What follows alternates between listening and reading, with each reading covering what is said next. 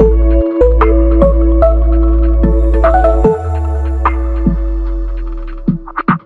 Everyone. അപ്പോൾ നമ്മുടെ എക്സാമിനെ നിങ്ങൾ അപ്രോച്ച് ചെയ്തുകൊണ്ടിരിക്കുകയാണ്. നമ്മുടെ സിലബസ് എന്താണെന്നും അതുപോലെ തന്നെ എക്സാമിൻ്റെ പാറ്റേൺ എങ്ങനെയാണെന്നുള്ളതൊക്കെ നമ്മൾ മുന്നത്തെ സെഷൻസിലൊക്കെ നമ്മൾ ഡിസ്കസ് ചെയ്ത് കഴിഞ്ഞതാണ്. അപ്പോൾ നിങ്ങൾ അതൊക്കെ കണ്ടിട്ടുണ്ടാവുമെന്ന് വിചാരിക്കുന്നു. ഇനി എങ്ങനെ നമുക്ക് ഈ ഒരു എക്സാമിന് വേണ്ടി പ്രിപ്പയർ ചെയ്യാം?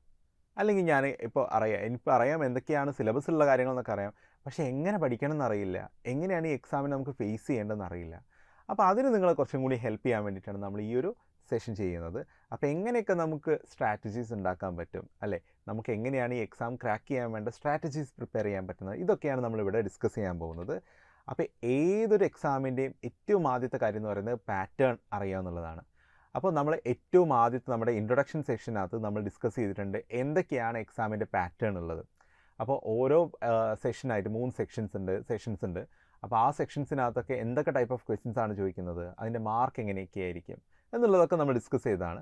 അതേപോലെ തന്നെ ഇതിനകത്ത് വരുന്ന സിലബസ് എന്തൊക്കെയാണ്, ഏതൊക്കെ സബ്ജക്റ്റുകൾ പഠിക്കണം, അതിൻ്റെ എക്സ്റ്റെൻറ്റ് എത്രത്തോളമാണുള്ളത്, ഇതൊക്കെ നമ്മൾ എന്ത് ചെയ്തിട്ടുണ്ട്, ഡിസ്കസ് ചെയ്തിട്ടുണ്ട്. അപ്പോൾ അതൊക്കെ നിങ്ങൾ എന്ത് ചെയ്യുക, ഒന്നും കൂടെ റെഫർ ചെയ്യുക. അപ്പോൾ ഒരു എക്സാമിൻ്റെ ഒരു പാറ്റേൺ അറിയുമ്പോൾ തന്നെ നമുക്ക് എന്ത് ചെയ്യാൻ പറ്റും, അല്ലേ, ഇതിനകത്ത് കൃത്യമായിട്ട് എന്തൊക്കെ പഠിക്കണം എന്നുള്ളതിനെയൊക്കെ പറ്റി നമുക്കൊരു ധാരണ ഉണ്ടാക്കിയെടുക്കാൻ പറ്റും. ഓക്കെ, ക്വസ്റ്റ്യൻ ഇങ്ങനെയാണ് വരുന്നത്, അപ്പോൾ നമ്മൾ എന്ത് ചെയ്യണം, അതിനനുസരിച്ച് പഠിക്കണം. ഇപ്പോൾ ഒരു ഡിസ്ക്രിപ്റ്റീവ് എക്സാം ആണെന്ന് വിചാരിക്കുക, അപ്പോൾ നമ്മൾ എന്ത് ചെയ്യേണ്ടി വരും, എഴുതി കൂടെ പഠിക്കേണ്ടി വരും, അല്ലേ. അപ്പോൾ ആ രീതിയിൽ പഠിക്കേണ്ടി വരും. അപ്പോൾ നിങ്ങൾക്കറിയാം നമുക്കിവിടെ ന്യൂമറിക്കൽ ടൈപ്പ് ക്വസ്റ്റ്യൻസ് ഉണ്ട്, അല്ലേ. അപ്പോൾ ഇതുപോലെ എഴുതേണ്ട ക്വസ്റ്റ്യൻസ് ആണെന്നുണ്ടെങ്കിൽ നമ്മൾ എന്ത് ചെയ്യേണ്ടി വരും, പ്രോബ്ലംസ് കൂടുതലായിട്ട് പഠിക്കണം. കാരണം അവിടെ ഓപ്ഷൻസ് ഉണ്ടാവില്ല, അപ്പോൾ നമ്മൾ കൂടുതലായിട്ട് ചെയ്ത് തന്നെ പഠിക്കേണ്ടി വരും. അപ്പോൾ അത്തരത്തിലുള്ള കാര്യങ്ങളൊക്കെ നമുക്ക് എന്ത് ചെയ്യാൻ പറ്റും, എക്സാമിൻ്റെ പാറ്റേൺ അറിയുകയാണെന്നുണ്ടെങ്കിൽ ആ രീതിക്ക് നമുക്ക് എന്ത് ചെയ്യാൻ പറ്റും, പ്രിപ്പയർ ചെയ്യാൻ പറ്റും. രണ്ടാമത്തെ കാര്യം എന്ന് പറയുന്നത് കൃത്യമായിട്ട് ഷെഡ്യൂൾ ഉണ്ടാക്കുക എന്നുള്ളതാണ്. ഞാൻ നമ്മുടെ ഈ ഒരു ക്ലാസ്സുകളൊക്കെ തുടങ്ങുന്നതിൻ്റെ കുറേ മുന്നേ നമ്മൾ ഷെഡ്യൂൾ പ്രിപ്പയർ ചെയ്യണം, നിങ്ങളൊരു ടൈം ടേബിളൊക്കെ ഉണ്ടാക്കി പഠിക്കണം എന്നൊക്കെ പറഞ്ഞിട്ടുണ്ടായിരുന്നു.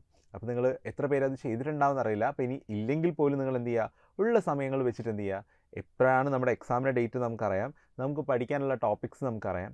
അപ്പോൾ നമുക്ക് കിട്ടുന്ന സമയത്ത് നമ്മൾ ഡിവൈഡ് ചെയ്ത് വെക്കുന്നു, പ്രിപ്പയർ ചെയ്യുക, എന്ത് ചെയ്യുക, എന്നിട്ട് നിങ്ങൾ എന്ത് ചെയ്യുക, ഒരു ടൈം ടേബിൾ അതിന് അക്കോർഡിംഗ് ആയിട്ട് നിങ്ങൾ എന്ത് ചെയ്യുക, പ്രിപ്പയർ ചെയ്യുക.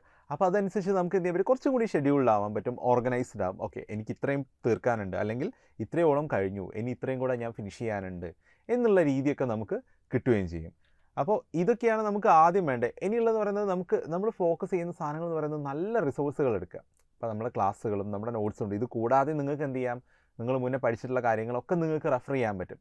ഇനിയിപ്പോൾ എക്സാമിന് ഏത് കൂടുതലായിട്ട് സ്ട്രെസ് ചെയ്യണം, അല്ലെങ്കിൽ ഏത് പോർഷൻ കൂടുതലായിട്ട് പഠിക്കണം എന്നുള്ളതിനൊക്കെ പറ്റി നിങ്ങൾക്ക് കൺഫ്യൂഷൻ ഉണ്ടാവല്ലേ. അപ്പോൾ അതൊരു സെൽ സ്ട്രക്ചർ അല്ലെങ്കിൽ സെൽ ബയോളജി പോർഷൻ ആണെന്നുണ്ടെങ്കിൽ different type of cell components അല്ലെങ്കിൽ സെൽ ഓർഗനൽസ്, അതിൽ പ്രോകാരിയോട്ടും യൂകാരിയോട്ടിൻ്റെയൊക്കെ സെൽ വോളിൻ്റെയൊക്കെ പ്രത്യേകതകൾ ഞാൻ പറഞ്ഞിട്ടുണ്ടായിരുന്നു, അല്ലേ. അപ്പോൾ അതിൻ്റെ ഈ ഒരു സെൽ മെംബ്രെയിൻ്റെയും സെൽ വോളിൻ്റെയൊക്കെ പ്രത്യേകതകൾ കൃത്യമായിട്ട് എല്ലാ വർഷവും ചോദിക്കുന്നതാണ്. അപ്പോൾ അതിൻ്റെ മുകളിൽ നിങ്ങൾ കുറച്ചും കൂടിയും ശ്രദ്ധ കൊടുക്കണം. രണ്ടാമതെന്ന് പറയുന്നത് ബയോകെമിസ്ട്രിക്കകത്ത് നമ്മൾ കുറച്ചും കൂടി ഇമ്പോർട്ടൻസ് കൊടുക്കേണ്ടത് നമ്മുടെ ഈ ഒരു മൈക്കലിസ് മെൻറ്റൻ ഇക്വേഷൻസ് ഉണ്ട്. അപ്പോൾ ആ ഇക്വേഷൻ വെച്ചിട്ട് നമ്മൾ എങ്ങനെയൊക്കെ പ്രോബ്ലംസ് സോൾവ് ചെയ്യാൻ പറ്റും എന്നുള്ളത് നോക്കണം. അപ്പോൾ അത് കൂടുതലായിട്ട് അത്തരത്തിലുള്ള പ്രോബ്ലംസ് ഒക്കെ സോൾവ് ചെയ്യുമ്പം നിങ്ങൾ കുറച്ചും കൂടി ആ ഒരു ട്രാക്കിലേക്ക് വരും. കൂടാതെ നമ്മൾ നോക്കേണ്ടത് ഇതുപോലെ സൈക്കിൾസും അതിൻ്റെ എൻസൈമുകളും ആ ഒരു പോർഷനിൽ നിങ്ങൾ ഒരിക്കലും മിസ് ചെയ്യാൻ പാടില്ല. അപ്പോൾ അത് കൃത്യമായിട്ട് ചെയ്തിരിക്കണം. പിന്നെയുള്ളതെന്ന് പറയുന്നത് നമ്മുടെ ജെനറ്റിക്സ് ആണ്. ജെനറ്റിക്സിനകത്ത് ഈ ജെനറ്റിക് ഡിസോർഡേഴ്സ് വരാറുണ്ട്, പെഡിഗ്രി അനാലിസിസ് കണ്ടിട്ടുണ്ട്. ഇതേപോലെ തന്നെ മെൻ്റലിൻ്റെ മേജർ ആയിട്ടുള്ള ലോസും അതിനോട് ബന്ധപ്പെട്ടുള്ള കാര്യങ്ങൾ, ഇപ്പം ഇൻകംപ്ലീറ്റ് ഡൊമിനൻസ്, ഇപ്പം അത് ഡീവിയേഷൻ ഫ്രം ആണ്, മെൻഡലിയൻ ലോസ് ആണ്. അപ്പോൾ അത്തരത്തിലുള്ള കാര്യങ്ങളൊക്കെ എന്ത് ചെയ്യാറുണ്ട്, ചോദിക്കാറുണ്ട്. ലിങ്കേജുമായിട്ട് ബന്ധപ്പെട്ടുള്ള ക്വസ്റ്റ്യൻസ് ഒക്കെ ഇടയ്ക്കിടയ്ക്ക് കാണുന്ന ടൈപ്പാണ്. അപ്പം അതൊക്കെ പഠിക്കുന്ന സമയത്ത് അതിനൊക്കെ പറ്റിയുള്ള പ്രോബ്ലംസ് ഒക്കെ എന്ത് ചെയ്യുക, ഒന്ന് ടച്ച് ചെയ്തിട്ട് വേണം നിങ്ങൾ പോകാൻ വേണ്ടിയിട്ട്. പിന്നീട് വരുന്നതാണ് നമ്മുടെ മോളിക്കുലാർ ബയോളജി. കുറച്ചിത്തിരി വാസ്റ്റാണ്. അപ്പോൾ പക്ഷേ എങ്കിൽ കൂടിയിട്ട് എന്താണ് വരുന്ന ക്വസ്റ്റ്യൻസ് ഒക്കെ അധികം നിങ്ങളെ ബുദ്ധിമുട്ടിക്കുന്ന തരത്തിലുള്ള ക്വസ്റ്റ്യൻസ് ഒന്നും നമ്മൾ കാണാറില്ല. അപ്പോൾ ആ ഒരു പോർഷനകത്താണെന്നുണ്ടെങ്കിൽ നിങ്ങൾ നമ്മുടെ ട്രാൻസ്ലേഷനും റെപ്ലിക്കേഷൻ, ട്രാൻസ്ക്രിപ്ഷൻ, അതിൽ തന്നെ ജീൻ റെഗുലേഷനും ഒക്കെ ഒന്ന് കൃത്യമായിട്ടൊരു ഓവറോൾ ഐഡിയ എല്ലാ ഭാഗത്തുനിന്നും ഉണ്ടായിരിക്കണം. കാരണം എവിടെ നിന്ന് വേണമെങ്കിലും ക്വസ്റ്റ്യൻ വരാം. അതിനകത്ത് ഡിഫറെൻറ്റ് ടൈപ്പ് ഓഫ് RNAs എന്തൊക്കെയാണ്, പോളിമറൈസ് എൻസൈമുകൾ, അതുമായിട്ട് ഈ റെപ്ലിക്കേഷനും ട്രാൻസ്ക്രിപ്ഷനുമായിട്ട് റിലേറ്റ് ചെയ്തിട്ടുള്ള എൻസൈമുകൾ ഏതൊക്കെയാണ്, അതിനെപ്പറ്റി കൃത്യമായിട്ടുള്ള ഒരു ഐഡിയ ഉണ്ടാക്കി വെക്കണം. അതുപോലെ തന്നെ DNA ഈ ഒരു റൂളുകൾ നമ്മൾ പഠിച്ചിട്ടുണ്ടാവല്ലോ, ചർഗാഫ് റൂള്, അതുപോലെ തന്നെ ഡബിൾ ഹെലിക്സ് മോഡലിനെ പറ്റി നമ്മൾ പഠിക്കുന്നതാണ്. അപ്പോൾ ഇതിനകത്തൊക്കെ വെച്ചിട്ടുള്ള ചെറിയ വല്ല പ്രോബ്ലംസ് ഒക്കെ നമ്മുടെ ഈ ഒരു നാറ്റ് ഭാഗത്തൊക്കെ നമുക്ക് കാണാവുന്നതാണ്. അപ്പോൾ അതിന് വേണ്ടിയിട്ടും എന്ത് ചെയ്യുക, ഒന്ന് പ്രിപ്പയർഡ് ആയിരിക്കുക. ചർഗാഫ് റൂളൊക്കെ ബേസ് ചെയ്തിട്ടുള്ള വളരെ സിമ്പിൾ ക്വസ്റ്റ്യൻസ് ഒക്കെ നമുക്ക് ഈ ഒരു ഭാഗത്ത് പാർട്ട് സീനകത്ത് നമുക്ക് കാണാൻ പറ്റുന്നതാണ്. പിന്നെ വരുന്നത് നമ്മുടെ പ്ലാന്റ് ബയോളജിയാണ്. പ്ലാന്റ് ബയോളജിക്കകത്ത് ഹോർമോൺസ് വളരെയധികം ഇമ്പോർട്ടൻ്റ് ആണ്. പ്ലാന്റ് ഹോർമോൺസ് ചോദിക്കാറുണ്ട്. ചില സമയങ്ങളിൽ പ്ലാന്റ്സിൻ്റെ സയൻറ്റിഫിക് നെയിമും അതിനോട് അസോസിയേറ്റ് ചെയ്തിട്ടുള്ള അതിൻ്റെ വെറൈറ്റീസ് ഒക്കെ വെച്ചിട്ടുള്ള ക്വസ്റ്റ്യൻസ് കാണാറുണ്ട്. അപ്പം മെയിനായിട്ടും വരുന്നത് ഈ ഒരു പ്ലാന്റ് ബയോളജിയായിട്ട് ബന്ധപ്പെട്ട് വരാറുള്ളത് പ്ലാന്റ് ഹോർമോൺസും അതിൻ്റെ ഫങ്ഷൻസും കാര്യങ്ങളൊക്കെയാണ്. അപ്പോൾ അതെന്ത് ചെയ്യണം, കൃത്യമായിട്ട് ഓർത്തിരിക്കണം. ഇനി ആനിമൽ ബയോളജിക്കകത്താണെന്നുണ്ടെങ്കിൽ എല്ലാ സിസ്റ്റംസിനെയും പറ്റിയിട്ടുള്ള ഒരു ഐഡിയ ഓവറോൾ ഉണ്ടായിരിക്കണം. അതിന് ബേസ് ചെയ്തപ്പോൾ ഒരു പ്രാവശ്യം ഒരു സിസ്റ്റം ആണെന്നുണ്ടെങ്കിൽ അടുത്തത് വേറെ രീതിയിൽ എന്ത് ചെയ്യാറുണ്ട്, ചോദിക്കാറുണ്ട്. അപ്പോൾ അതും എന്ത് ചെയ്യണം, കൃത്യമായിട്ട് ഓർത്തിരിക്കണം. അവിടെയും ഹോർമോണുകളും എൻസൈമുകളും ഓർത്തിരിക്കണം വരുന്നത്. ഇപ്പോൾ ഡൈജസ്റ്റീവ് സിസ്റ്റം ആണെന്നുണ്ടെങ്കിൽ അതുമായിട്ട് ബേസ് ചെയ്തിട്ടുള്ള ബേസിക് ആയിട്ടുള്ള എൻസൈമുകളൊക്കെ നമ്മൾ പ്ലസ് ടുവിലൊക്കെ പഠിച്ചിട്ടുള്ള കാര്യങ്ങളൊക്കെ തന്നെയാണ്. അതിന് ബേസ് ചെയ്തിട്ടുള്ള ക്വസ്റ്റ്യൻസ് ആണ് പൊതുവേ ഉണ്ടാവാറുള്ളത്. പിന്നീട് വരുന്നത് നമ്മുടെ മൈക്രോബയോളജി പോർഷൻസ് ആണ്. മൈക്രോബയോളജിക്കകത്ത് പാത്തോജനിക് മൈക്രോബ്സിനെ പറ്റിയിട്ടുള്ള ക്വസ്റ്റ്യൻസ് ആണ് കൂടുതലായിട്ടും കണ്ടിട്ടുള്ളത്. രോഗം ഉണ്ടാക്കുന്ന ടൈപ്പ്, അപ്പോൾ അതും ഹ്യൂമൻ ബീങ്സിലോ ഒക്കെ ഉള്ളതാണ് പൊതുവേ കാണാറുള്ളത്. അപ്പോൾ അതിൻ്റെ വെക്ടേഴ്സോ അല്ലെങ്കിൽ ഈ പറഞ്ഞ പോലെ തന്നെ അതിൻ്റെ കോസറ്റീവ് ഓർഗാനിസം എന്താണ് എന്നുള്ള രീതിയിലൊക്കെയുള്ള ക്വസ്റ്റ്യൻസ് നമ്മൾ ഫ്രീക്വൻ്റ് ആയിട്ട് കാണുന്നതാണ്. പിന്നെ ഉള്ളത് ബയോടെക്നോളജിയാണ്. ബയോടെക്നോളജിയായിട്ട് ബേസ് ചെയ്തിട്ട് റീകോമിനൻ്റ് DNA ടെക്നോളജി അല്ലെങ്കിൽ different type of somatic cultures, plant tissue കൾച്ചറിനൊക്കെ ബേസ് ചെയ്തിട്ടുള്ള ചെറിയ ചെറിയ ക്വസ്റ്റ്യൻസ് നമ്മൾ കാണാറുണ്ട്. പിന്നെ വരുന്നത് മെത്തേഡ്സ് ഇൻ ബയോളജിയാണ്. മെത്തേഡ്സ് ഇൻ ബയോളജിക്കകത്ത് നമ്മുടെ ഈ പറഞ്ഞ പോലെ മൈക്രോസ്കോപ്പുകളെ പറ്റിയിട്ട് അതുപോലെ തന്നെ ഡിഫറെൻറ്റ് ടെക്നീക്സ് ഒക്കെ നമ്മൾ അതിൽ ഡിസ്കസ് ചെയ്യുന്നുണ്ട്. അതിനൊക്കെ പറ്റിയിട്ടുള്ള വളരെ ചെറിയ ചെറിയ ക്വസ്റ്റ്യൻസ്. ഇപ്പോൾ മൈക്രോസ്കോപ്പ് ആണെന്നുണ്ടെങ്കിൽ തന്നെ ഓരോ മൈക്രോസ്കോപ്പിനും ഓരോരോ പ്രത്യേകതകളൊക്കെ നമ്മൾ ക്ലാസ്സിൽ ഡിസ്കസ് ചെയ്തിട്ടുണ്ടായിരുന്നു. ഇനി അത് കൂടാതെ നമ്മൾ എന്ത് ചെയ്തിട്ടുണ്ട്, നമ്മുടെ പ്രോബ്ലം സോൾവിങ് സെഷനകത്തൊക്കെ നമ്മൾ ഡിസ്കസ് ചെയ്തിട്ടുണ്ട്. അപ്പോൾ അതൊക്കെ എന്ത് ചെയ്യുക, ഓർത്തിരിക്കുക. എക്കോളജിയും അതുപോലെ തന്നെ എവല്യൂഷനും. അപ്പോൾ എവല്യൂഷൻ്റെ ഭാഗത്തു നിന്ന് വരാറുള്ളത് ഹാർഡി വെയിൻബർഗ് പ്രിൻസിപ്പിളും അതിനോട് ബന്ധപ്പെട്ടിട്ടുള്ള പ്രോബ്ലംസുമാണ്. അത് എല്ലാ തവണയും ചോദിക്കുന്നതാണ്. അപ്പോൾ അത് നമുക്ക് ഈസി ആയിട്ട് നമുക്ക് സ്കോർ ചെയ്യാൻ പറ്റുന്ന ഒരു ഏരിയ ആണ്. അപ്പോൾ അതെന്ത് ചെയ്യണം, കൃത്യമായിട്ട് ഓർത്ത് വയ്ക്കണം. എന്താണ് ഹാർഡി വെയിൻബർഗ് ഇക്വിലിബ്രിയം, അത് വെച്ചുള്ള പ്രോബ്ലംസ് എങ്ങനെയൊക്കെ സോൾവ് ചെയ്യാൻ പറ്റുന്നുള്ളത് ഓർത്ത് വയ്ക്കുക. അതുപോലത്തെ ഹോമലോഗസ് ഓർഗൻസ്, അനലോഗസ് ഓർഗൻസ്, ഇതിനെയൊക്കെ പറ്റിയുള്ള ഒരു ഐഡിയ ഉണ്ടാക്കി വയ്ക്കുക. പിന്നെയുള്ളത് എക്കോളജിയാണ്. എക്കോളജിക്കകത്തും ഈ പറഞ്ഞ പോലെ നമ്മുടെ ബേസിക് ആയിട്ടുള്ള കുറച്ച് ഒരു ഓവറോൾ ഐഡിയ ഉണ്ടാക്കിയെടുക്കുക. വളരെ സിമ്പിളായിട്ടുള്ള ചെറിയ ചെറിയ ചോദ്യങ്ങളാണ് വരാറുള്ളത്. അപ്പം അത് ചിലപ്പം ജനറലായിട്ട് നിങ്ങൾക്ക് ഇപ്പോൾ പഠിച്ചില്ലെങ്കിൽ കൂടിയിട്ടും അറ്റൻഡ് ചെയ്യാൻ പറ്റുന്ന ടൈപ്പ് സാധനങ്ങളൊക്കെ അവിടെ നമ്മൾ കാണാറുണ്ട്. ഇപ്പം റിലേഷൻസ്, ലൈക്ക് ഇപ്പോൾ സ്പീഷീസ് ഇൻട്രാക്ഷൻസ് അവിടെ പഠിക്കാനുണ്ട് നമുക്ക്, അല്ലേ. കമൻസാലിസം, മ്യൂച്വലിസം, അമൻസാലിസം, ഇതുപോലുള്ള ഓരോ കാര്യങ്ങളുണ്ട്. അതിൻ്റെ എക്സാമ്പിൾസും എന്തൊക്കെയാണ് അതിൻ്റെ ഫീച്ചേഴ്സ് എന്നുള്ളതും ഓർത്ത് വയ്ക്കുക. അപ്പോൾ ഇത്രയൊക്കെയാണ് നമുക്ക് വേണ്ടൊരു അല്ലെങ്കിൽ മേജറായിട്ട് ക്വസ്റ്റ്യൻസ് വരുന്ന ഒരു ഏരിയാസ് എന്ന് പറയുന്നത്. അപ്പോൾ ഇതിനൊക്കെ ബേസ് ചെയ്തിട്ട് നിങ്ങൾ എന്ത് ചെയ്യുക, നിങ്ങളുടെ നോട്ട്സ് തയ്യാറാക്കുക. അതുപോലെ തന്നെ പഠിക്കുന്ന സമയത്തൊക്കെ ഇത് കുറച്ചും കൂടി സ്ട്രെസ് ചെയ്തിട്ട് പഠിക്കുക. അപ്പോൾ ഇതിൻ്റെ ഏറ്റവും വലിയൊരു കീ ഫീച്ചർ എന്ന് പറയുന്നത് എന്താണ്, പ്രാക്ടീസ് ചെയ്യുക എന്നുള്ളതാണ്.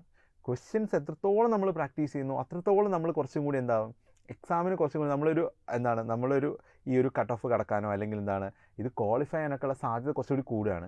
കാരണം നമ്മളിങ്ങനെ നിരന്തരം ക്വസ്റ്റ്യൻസ് ഫേസ് ചെയ്തുകൊണ്ടിരിക്കുകയാണ്. അപ്പോൾ നമുക്കിനിപ്പോൾ എക്സാമിന് കാണുകയാണെന്നുണ്ടെങ്കിൽ ചിലപ്പോൾ നമ്മൾ മുന്നേ ചെയ്ത പാറ്റേൺ ആയിരിക്കാം, അല്ലെങ്കിൽ സിമിലർ ആയിട്ടുള്ള സാധനമായിരിക്കും. അപ്പോൾ നമുക്ക് ആ ഒരു ഹെസിറ്റേഷനോ അല്ലെങ്കിൽ ഒരു പേടിയോ ഒക്കെ ഇത് എങ്ങനെ ചെയ്യും എന്നുള്ളതിനൊക്കെ പറ്റിയുള്ള ഒരു കൃത്യമായിട്ടുള്ളൊരു ഐഡിയ നമുക്കുണ്ടാകും. അപ്പോൾ ഓരോ തവണ എന്ത് ചെയ്യുക, ഓരോ പോർഷൻസ് കംപ്ലീറ്റ് ചെയ്യുന്ന സമയത്ത് അതിൻ്റെ ക്വസ്റ്റ്യൻസ് ചെയ്തുകൊണ്ടിരിക്കുക. അതുപോലെ തന്നെ കിട്ടാവുന്ന എല്ലാ റിസോഴ്സുകളിൽ നിന്നൊക്കെ എന്ത് ചെയ്യുക, ക്വസ്റ്റ്യൻസ് കണ്ടുപിടിക്കുക, പുതിയ പുതിയ ചോദ്യങ്ങൾ ചെയ്യുക. അപ്പോൾ ആ രീതിക്കൊക്കെ നമുക്ക് എന്ത് ചെയ്യാൻ പറ്റും, നമ്മുടെ ഈ ഒരു സ്കില്ല് എന്ത് ചെയ്യാൻ പറ്റും, റെഡിയാക്കി എടുക്കാൻ പറ്റും. അപ്പോൾ ഈ ക്വസ്റ്റ്യൻസ് വെറുതെ കണ്ടാൽ മാത്രം പോരാ, അത് ചെയ്തിട്ട് അത് കറക്റ്റ് ആണോ എന്നുള്ളത് നോക്കുക. അതുമായിട്ട് ബന്ധപ്പെട്ട ചെറിയ കാര്യങ്ങളൊക്കെ ഒന്നും കൂടെ ഒക്കെ എടുത്ത് മറച്ചു കഴിഞ്ഞാൽ ഒരു തവണ നമ്മുടെ റിവിഷനും കഴിയും. അപ്പോൾ ആ രീതിക്ക് എന്ത് ചെയ്യുക, ഇത് പ്രിപ്പയർ ചെയ്ത് തുടങ്ങുക. ഇനിയിപ്പം ഞാനൊക്കെ പണ്ട് എക്സാമിനൊക്കെ പ്രിപ്പയർ ചെയ്യുന്ന സമയത്ത്, ഇപ്പോൾ കോമ്പറ്റേറ്റീവ് എക്സാംസൊക്കെ പ്രിപ്പയർ ചെയ്യുന്ന സമയത്ത് എനിക്കൊരു ചെറിയൊരു സ്വഭാവം ഉണ്ടായെന്ന് വെച്ചാൽ എളുപ്പമുള്ളതൊക്കെ ആദ്യം പഠിക്കും, ബാക്കിയുള്ളതൊക്കെ ഞാൻ ചിലപ്പോൾ അങ്ങ് മാറ്റി വയ്ക്കും, എന്നിട്ട് അവസാനത്തേക്കൊക്കെ വെക്കുന്ന ഒരു പരിപാടി ഉണ്ടായിരുന്നു. അപ്പോൾ നമ്മുടെ കുറച്ച് ഈസി ആയിട്ടുള്ള ഏരിയാസ് ഉണ്ട് ഏതാണ്, നമ്മുടെ സ്ട്രോങ് ഏരിയാസ് എന്താണ്, അതുപോലെ തന്നെ നമുക്ക് കുറച്ചുകൂടി വീക്ക് ആയിട്ടുള്ള ഇത് പഠിക്കാൻ എനിക്ക് ബുദ്ധിമുട്ടാണ്, അങ്ങനെ പറയുന്ന ഏരിയകൾ ഏതൊക്കെയാണെന്നുള്ളതൊന്ന് ഐഡൻറ്റിഫൈ ചെയ്യാതെ. ഇപ്പം ഞാൻ പഠിച്ചുകൊണ്ടിരുന്ന സമയത്ത് എനിക്ക് ഈ പറഞ്ഞ മോളിക്കുലർ ബയോളജി എനിക്ക് കുറച്ചൊരു ബുദ്ധിമുട്ടായിട്ട് തോന്നിയിരുന്നു. അപ്പോൾ ഞാൻ എന്ത് വെച്ചിട്ടുണ്ടെങ്കിൽ എല്ലാ എക്സാമുകളൊക്കെ വരുന്ന സമയത്ത് അത് ഏറ്റവും അവസാനത്തേക്ക് അങ്ങനെ മാറ്റി മാറ്റി വെക്കും.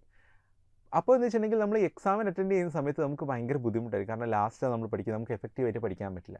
അപ്പോൾ പിന്നീട് ഞാനത് റെക്ടിഫൈ ചെയ്തത് എന്താ വെച്ച് കഴിഞ്ഞാൽ, നമ്മൾ ഈ ബുദ്ധിമുട്ട് തോന്നുന്ന സാധനങ്ങൾ അല്ലെങ്കിൽ കുറച്ച് കട്ടിയുള്ളത് എന്ന് നമ്മൾ വിചാരിക്കുന്ന സാധനങ്ങൾ അത് നമ്മൾ ആദ്യം പഠിക്കുക.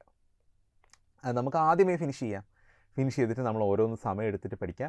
ബാക്കിയുള്ള നമ്മുടെ സ്ട്രോങ് ഏരിയാസ് എന്ന് പറയുന്നത് നമുക്ക് കൃത്യമായിട്ട് ഏതാണ്ടൊരു ഐഡിയ ഉള്ളതായിരിക്കും. അപ്പോൾ അത് നമുക്ക് എന്ത് ചെയ്യാൻ പറ്റും, ഈസി ആയിട്ട് നമുക്ക് കൺസെപ്റ്റ് അറിയുന്നതൊക്കെ നമുക്ക് വേഗം നമുക്ക് പഠിച്ചു പോകാനും പറ്റും. അപ്പോൾ ഇത് നിങ്ങളൊന്ന് പ്രാക്ടീസ് ചെയ്യുക. നമ്മൾ മാറ്റി വെക്കുന്നതോ ഒഴിവാക്കുന്നതോ ആയിട്ടുള്ള കാര്യങ്ങളൊന്നും എന്ത് ചെയ്യേണ്ട, ഈ സിലബസിൽ നമുക്ക് ചെയ്യേണ്ട. നമുക്ക് കൃത്യമായിട്ട് എല്ലാ ഭാഗത്തു നിന്നും പഠിച്ചിട്ട് പോകാം. കാരണം എന്താ വെച്ചിട്ടുണ്ടെങ്കിൽ ക്വസ്റ്റ്യൻസ് റിപ്പീറ്റ് ചെയ്യാറില്ല, പക്ഷേ ഏരിയകളിൽ ചില സമയത്ത് എന്ത് ചെയ്യാറുണ്ട്, ക്വസ്റ്റ്യൻസ് ചോദിക്കാറുണ്ടെന്ന് മാത്രമേ ഉള്ളൂ. അപ്പോൾ നമുക്ക് എന്ത് ചെയ്യാം, അതുപോലെ നമ്മുടെ ഏരിയാസ് എടുക്കുക, അതിനനുസരിച്ച് എന്ത് ചെയ്യാം, നമ്മൾ വർക്ക് ചെയ്ത് തുടങ്ങാം. ടെസ്റ്റുകൾ അറ്റൻഡ് ചെയ്യുന്നത് കൃത്യമായിട്ട് നമ്മുടെ മോക്ക് ടെസ്റ്റുകളും അതുപോലെ തന്നെ ഇതുമായിട്ട് അസോസിയേറ്റ് ചെയ്ത് ഒരുപാട് പ്രോബ്ലംസ് ചെയ്യുക, അതിൻ്റെ റിസൾട്ടുകൾ വരും. അപ്പോൾ അത് എന്ത് ചെയ്യുക, നമുക്ക് എവിടേക്കാണ് നമുക്ക് ഫോൾട്ട് വന്നിട്ടുള്ളത്. ഇതുപോലെ ഈ ഒരു മോക്ക് ടെസ്റ്റുകളൊക്കെ ചെയ്യുന്നതുകൊണ്ട് വേറൊരു ഗുണമുണ്ട്, നമുക്ക് ടൈം മാനേജ് ചെയ്യാൻ പറ്റും.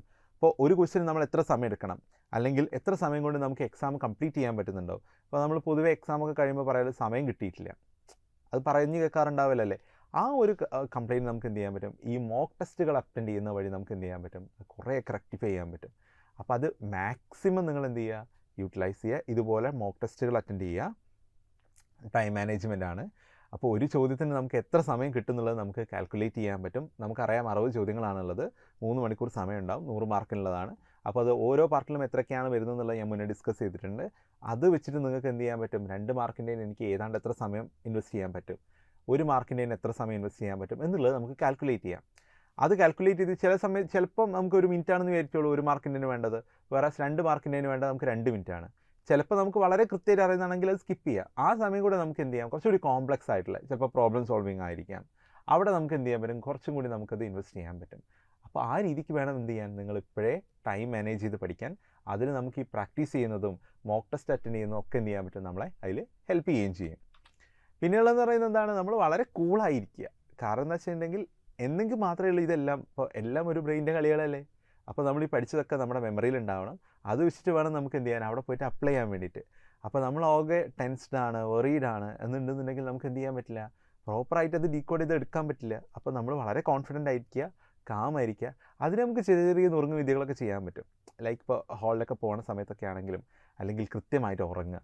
അതുപോലെ തന്നെ എന്താണ്, ഇതുപോലെ ഒരു റിവാർഡ് കൊടുക്കുക എന്നൊക്കെ പറയും നമ്മൾ. ഇപ്പോൾ ഒരു 2 ദിവസമൊക്കെ നമ്മൾ കണ്ടിന്യൂസ് ആയിട്ട് പഠിക്കുകയാണെന്നുണ്ടെങ്കിൽ ഒരു സിനിമയ്ക്കൊക്കെ പോവുക, അല്ലെങ്കിൽ ഫ്രണ്ട്സിൻ്റെ കൂടെ ഒന്ന് ചെറുതായിട്ടൊക്കെ ഒന്ന് കറങ്ങാൻ പോവുക. ഇതൊക്കെ നമുക്ക് ഒരു പേഴ്സണൽ ഒരു റിവാർഡ് കിട്ടുന്ന രീതിയിലാണ്. അപ്പോൾ നമ്മൾ വെച്ചിട്ടുണ്ടെങ്കിൽ കുറച്ചും കൂടി എന്താവും, കാമാവാൻ തുടങ്ങും. കുറച്ചും കൂടി നമുക്ക് എന്ത് ചെയ്യാൻ പറ്റും, കൃത്യമായിട്ടിരുന്ന് നമുക്ക് പഠിക്കാനൊക്കെ പറ്റും. അപ്പോൾ അങ്ങനെയൊക്കെ ഓരോന്ന് പ്രാക്ടീസ് ചെയ്ത് നോക്കുക നിങ്ങൾ. അപ്പോൾ ഇതൊക്കെ വഴി നമുക്ക് എന്ത് ചെയ്യാം, നമ്മുടെ ഈ ഒരു എക്സാമിനേക്ക് നമുക്ക് കുറച്ചുകൂടി എടുക്കാൻ പറ്റും. അതുവഴി നിങ്ങൾക്ക് എന്ത് ചെയ്യാൻ പറ്റും, മാക്സിമം മാർക്ക് നിങ്ങൾക്ക് സ്കോർ ചെയ്യാൻ പറ്റും. അപ്പോൾ എല്ലാ തരത്തിലും നിങ്ങൾ എന്ത് ചെയ്യുക, ഇതുപോലെ കംപ്ലീറ്റ് ചെയ്യുക. അതുപോലെ തന്നെ നമ്മൾ കൃത്യമായിട്ട് എല്ലാ ഭാഗങ്ങളും പഠിച്ചു എന്ന് ഉറപ്പ് വരുത്തുക.